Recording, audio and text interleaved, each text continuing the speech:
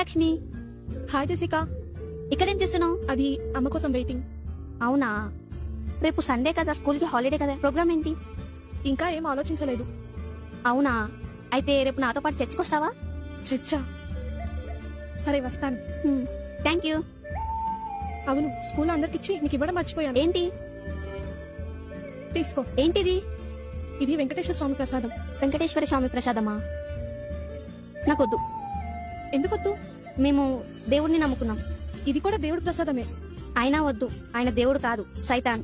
నేను నీ మీద ఉన్న గౌరవంతో రేపు చర్చికి రావడానికి సిద్ధపడ్డాను. కానీ జస్ట్ మా దేవుడి ప్రసాదం తినమంటే దేవుడు కాదు సైతాన్ అంటున్నావు. అంటే నీకు టేక్ రెస్పెక్టే కానీ గివ్ రెస్పెక్ట్ లేదా? నీతో పాటు మీ చర్చికి రావాలి, కానీ నాతో పాటు గుడికి రావు. కనీసం మా ప్రసాదం కూడా తినవు. మా దేవుడిని పూజించకపోయినా పర్వాలేదు, ఈ ప్రసాదం తినకపోయినా పర్వాలేదు, కనీసం నన్ను బట్టి మా దేవుడిని గౌరవించవచ్చు కదా. దీనినే పరమత సహనం అంటారు. అది నీకు లేదు.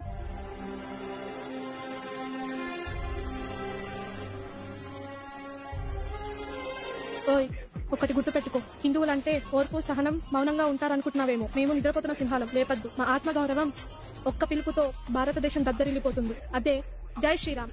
Feeling the same cold, my rhymes are lethal, they make your heart cold. I walk the shadows, causing havoc in despair. You can't escape my wrath, I'm everywhere. I've got a spirit gone waste, a devilish grin. I'll take you down, and I won't let you win.